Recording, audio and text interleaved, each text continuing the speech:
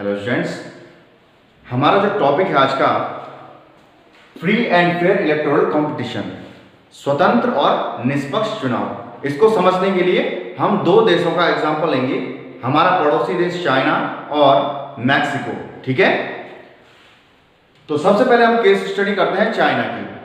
China में आखिर किस प्रकार से जो है चुनाव करवाए जाते हैं। ठीक है, आइए देखते हैं।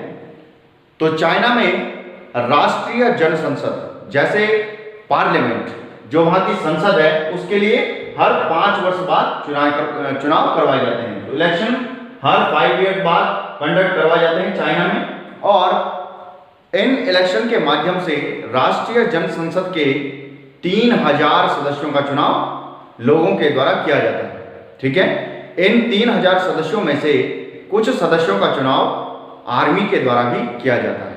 ठीक है, तो यहां तक तो आपको बिल्कुल सही लग रहा है कि राष्ट्रीय जनसंसद के लिए चुनाव करवाए जा रहे हैं, हर 5 साल बाद चुनाव करवाए जा रहे हैं, और इस प्रकार जो है कुछ सदस्यों को फौज भी चुन रही है।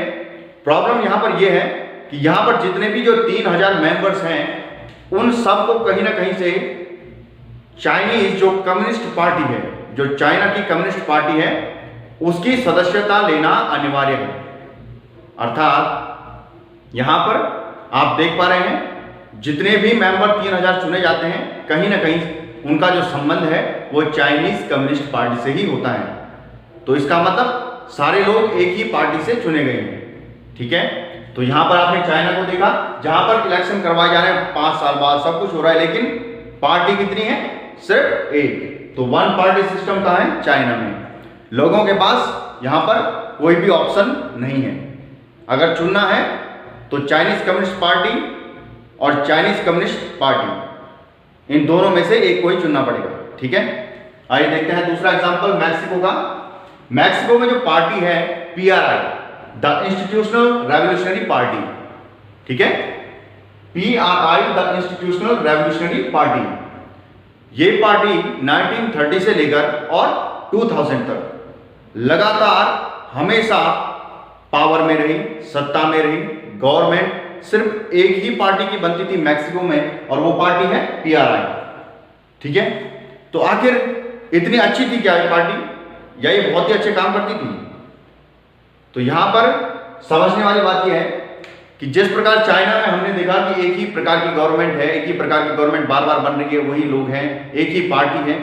मैक्सिको में ऐसा नहीं है। मैक्सिको में कई सारे दल हो सकते हैं, लेकिन प्रॉब्लम यहां पर यह है कि हमेशा जो है एक ही पार्टी की सरकार बन रही है। और ये जो पार्टी जब पावर में आती थी, रेवोल्यूशनरी पार्टी, तो जितने भी सरकारी जो लोग थे, सरकारी दफ्तरों में रहने वाले लोगों को पार्टी की बैठकों में आना अनिवार्य था। पार्टी की जब मीटिंग होती थी तो उसमें सारे गवर्नमेंट ऑफिशियल्स का आना नेसेसरी था। ठीक है, इसी के साथ जितने भी गवर्नमेंट जो स्कूल्स थे, वहां पर सारे टीचर्स पेरेंट्स को बताते थे कि आपको सिर्फ किस पार्टी को वोट देना है? PRI। इसके अलावा जो मीडिया था, वो जो भी अदर पार्टीज थी उनकी नेगेटिव बातों को ही ज्यादा पब्लिश करते थे, और PRI की जितनी भी नेगेटिव जो बातें थी वो कभी भी बाहर नहीं है। तो मीडिया भी किसके साथ लगा हुआ था? PRI के साथ। ठीक है, और कई बार क्या होता था कि जब चुनाव करवाने का दिन रहता था, तो अगर किसी अनदर पार्टी को ज्यादा वोट पड़ रहे हैं, तो ये क्या करते थे, वो जो बूथ बना रखे हैं वोटिंग के लिए, उनको ही, या मतदान केंद्र जिनको कहते हैं, उनको वहां से शिफ्ट करके दूसरी जगह ले जाते थे। तो इस प्रकार माल प्रैक्टिसेस की जाती थी, और चुनाव में धांधलेबाजी कर करके ये PRI लगातार चुनाव वहां जीतती थी। तो हर 6 वर्ष बाद चुनाव करवाए जाते थे, रेगुलर चुनाव करवाए जाते थे, प्रेसिडेंट को चुना जाता था। लेकिन यहां पर लोगों के पास ऑप्शन भी है, विकल्प भी है, लेकिन आप देख पा रहे होंगे कि लगातार पार्टी PRI जीत रही है। तो क्या यहां पर लोगों के पास फेयर चॉइस है? यहां पर चॉइस तो है, लेकिन क्या वो फेयर है? यहां पर लगातार धांधलेबाजी करके एक ही पार्टी जीत रही है।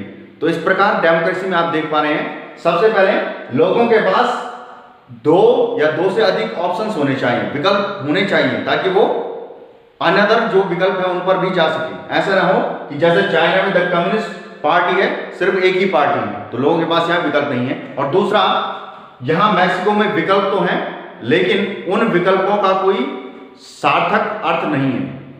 ठीक है, तो यहां पर देखने भर के लिए विकल्प आपको दिख रहे थे, लेकिन यहां पर वास्तविकता में सिर्फ एक ही पार्टी रूल कर रही है।